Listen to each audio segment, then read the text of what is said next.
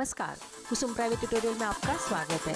आज हम एज टनर की पोयम करेंगे। पोयम का नाम है अंधा युग और उसके जो रचयिता हैं वो है डॉक्टर धर्मवीर भारती जी। बच्चों, अंधा युग का अर्थ होता है कलयुग या तो आधुनिक युग भी हम कह सकते हैं। पद्य संबंधी पढ़ लेते हैं। यहाँ प्रसंग उस समय का है जब श्री कृष्ण की जीवन यात्रा समाप्त हो गई है। डॉक्टर भारती जी वृद्ध के मुख से कहते हैं कि श्री कृष्ण ने अपना संपूर्ण उत्तरदायित्व पृथ्वी के हर प्राणी को सौंप दिया है। सभी को अपने मर्यादा युक्त आचरण, सृजन, साहस, निर्भयता एवं ममत्वपूर्ण व्यवहार करने होंगे। मानव जीवन उसके ही हाथों में है, वह चाहे तो उसे नष्ट कर दे अथवा जीवन प्रदान करे। इस कविता में 3 पात्र हैं, युयुत्सु, अश्वत्थामा और वृद्ध। महाभारत की जब लड़ाई हो गई थी तब ये तीनों जीवित थे और ये तीनों कृष्ण की मृत्यु हो गई है, उसके बाद ये बातें करते हैं। तो पहले हम जान लेंगे कि युयुत्सु कौन था। ये धृतराष्ट्र जो दुर्योधन के पिताजी थे, जो अंध थे, उनका ही ये पुत्र था और ये लास्ट पुत्र था युयुत्सु। यह जीवित बचा हुआ था और असल में ये एक दासी का पुत्र था और आखिरी ही पुत्र था। और अश्वत्थामा, यह अर्जुन के गुरु द्रोणाचार्य थे, उनका पुत्र था। अश्वत्थामा बुरे विचारों वाला था, बहुत अधर्मी भी था। अपनी कला पर उसे बहुत घमंड था। उसे एक वरदान मिला हुआ था, उसके माथे पर एक मणि थी जिसकी वजह से वह बहुत शक्तिशाली था। उसका पाप धरती पर बहुत बढ़ गया था। उसे मिटाने के लिए श्री कृष्ण जी ने उसके पास जो मणि था वो कीमती मणि छीन लिया था। इसके लिए श्री कृष्ण जी का वो शत्रु बन गया था। बाद में कृष्ण ने उसके पापों को माफ़ कर दिया था। इस कारण अश्वत्थामा श्री कृष्ण को अभी पसंद करने लगा था। और वृद्ध शिकारी जिसने कृष्ण पर बाण चलाया था। ये तीनों का संवाद रूप से हमें ये लेसन दिया गया है, अंधा युग। श्री कृष्ण की मृत्यु के बाद ये सारी बातें चल रही है। पोयम पढ़ते हैं। युयुत्सु, होती होगी वधिकों की भुक्ति प्रभु के मरण से, किंतु रक्षा कैसी होगी अंधे युग में मानव भविष्य की प्रभु के इस कायर मरण के बाद। बच्चों, वधिकों का अर्थ है वध करने वाला और मुक्ति मतलब आज़ादी। तो देखते हैं इसका भावार्थ।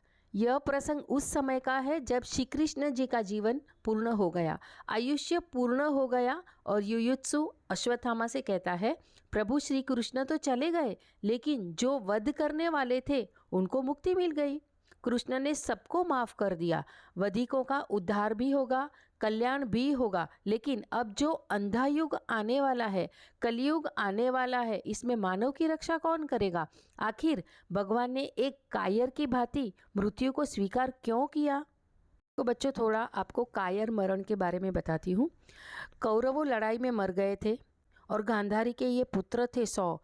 तो कौरव जब मर रहे थे तब गांधारी को बहुत गुस्सा आया था और गांधारी ने श्री कृष्ण को श्राप दिया था। उस श्राप की लाज रखने के लिए, पूर्ण करने के लिए कृष्ण ने अपनी मृत्यु को स्वीकार कर लिया था। इसे कायर मरण कह सकते हैं या श्राप का स्वीकार भी कह सकते हैं। तो इस तरह से इनका ये कायर मरण हुआ था। पढ़ते हैं अश्वत्थामा क्या उत्तर देते हैं। कायर मरण, मेरा था शत्रु वह, लेकिन कहूँगा मैं दिव्य शांति छाई थी उसके स्वर्ण मस्तक पर। बच्चों, दिव्य का अर्थ है तेज और मस्तक का अर्थ है माथा और स्वर्ण का अर्थ है सोना। भावार्थ देखते हैं। अश्वत्थामा उत्तर देते हैं। देखो बच्चों, ये अश्वत्थामा श्री कृष्ण के दुश्मन थे, फिर भी उनके बारे में सच्चाई बताते हैं। अश्वत्थामा युयुत्सु से उत्तर देते हैं और कहते हैं, मुझे इस बात का ज्ञान नहीं है कि उन्होंने कायर की भांति मृत्यु को क्यों स्वीकार किया, लेकिन मृत्यु के समय उनके स्वर्ण मस्तक पर दिव्य शांति छाई हुई थी। उनका माथा सोने की तरह तेजस्वी लग रहा था, चमक रहा था। बुद्ध शिकारी बोले, अवसान के क्षणों में प्रभु मरण नहीं है ओ व्याध, मात्र रूपांतर है यह। सबका दायित्व लिया मैंने अपने ऊपर, अपना दायित्व सौंप जाता हूँ मैं सबको। अब तक मानव भविष्य को मैं जिलाता था, लेकिन इस अंधे युग में मेरा एक अंश निष्क्रिय रहेगा, आत्मघाती रहेगा और विगलित रहेगा। संजय, युयुत्सु और अश्वत्थामा की भांति, क्योंकि इनका दायित्व लिया है मैंने। प्रभु ने जाते समय कहा था कि हे वधिक, यह मेरा मरण नहीं है, यह तो मात्र मेरा रूपांतर है, अर्थात ये मेरा शरीर मर गया है लेकिन मेरी आत्मा अभी भी जीवित है। आज तक सभी जीवों का दायित्व मैंने अपने ऊपर ले रखा था। बच्चों, दायित्व का अर्थ होता है जिम्मेदारी। अब मैं सबका उत्तरदायित्व उन सबको ही सौंप कर जा रहा हूँ। मतलब जो जिम्मेदारी है वो अभी मैं सबको अपने आप पर छोड़ के जा रहा हूँ। अब तक मनुष्य के भविष्य की मैं चिंता किया करता था, लेकिन अब आने वाला जो युग है, अंधकार युग, इस अंधकार युग में मेरा एक अंश निष्क्रिय रहेगा, कुछ नहीं करेगा। बच्चों, निष्क्रिय का अर्थ पहले मैं आपको बताती हूँ। निष्क्रिय का अर्थ होता है कुछ भी कार्य न करना अथवा कार्यहीन रहना। तो निष्क्रिय किसको कहा गया है? संजय को कहा गया है। संजय कौन था? जो धृतराष्ट्र थे उसके साथ ये संजय रहता था, और संजय को एक वरदान था कि ये कहीं से भी कुछ भी देख सकता है। और धृतराष्ट्र के पास बैठकर जब भी ये महाभारत युद्ध चल रहा था, तभी महाभारत युद्ध में जो भी होता था वो एक एक जानकारी वह धृतराष्ट्र को देता था।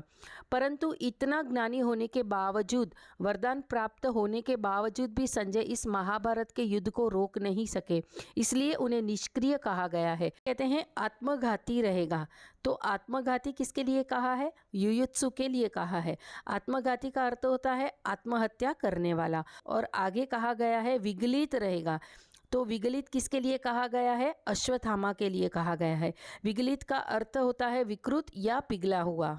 तो श्री कृष्ण कहते हैं कि संसार में अब जो लोग रहेंगे वो कैसे रहेंगे? निष्क्रिय रहेंगे, आत्मघाती रहेंगे और विगलित रहेंगे।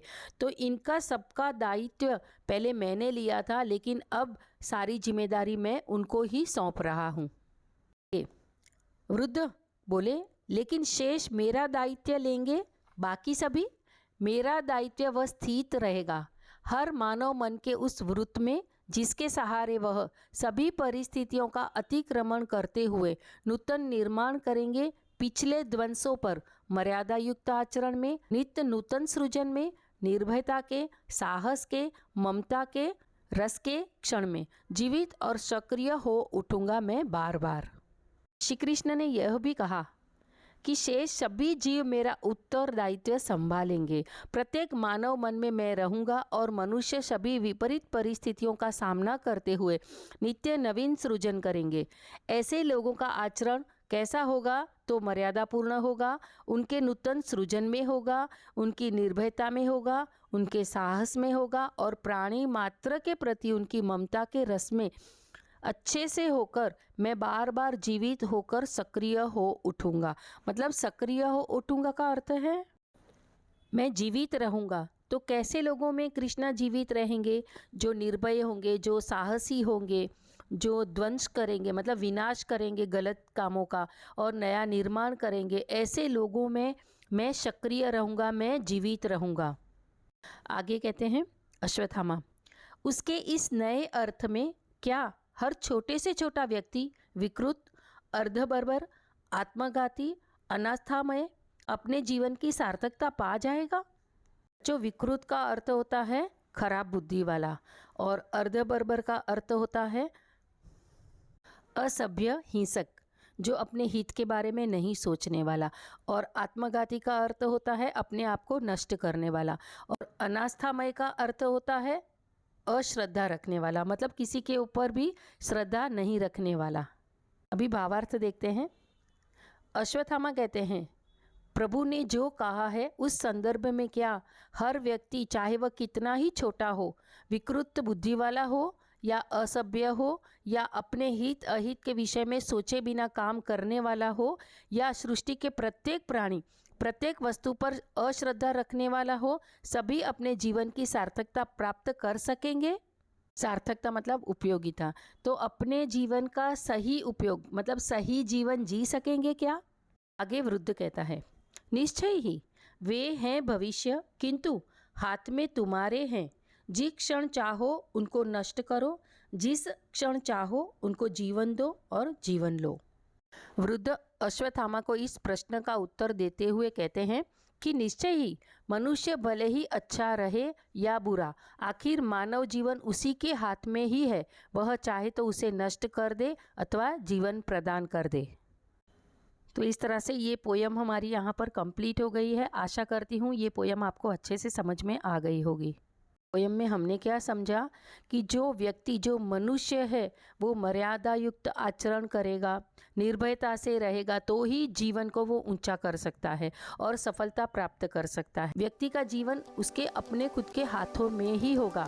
वह चाहे तो सत्कर्म कर सकता है और चाहे तो बुरे कर्म करके नष्ट अपने आप को कर सकता है। आप अपनी इस चैनल को लाइक, सब्सक्राइब, कमेंट और शेयर करते हो, इसके लिए धन्यवाद।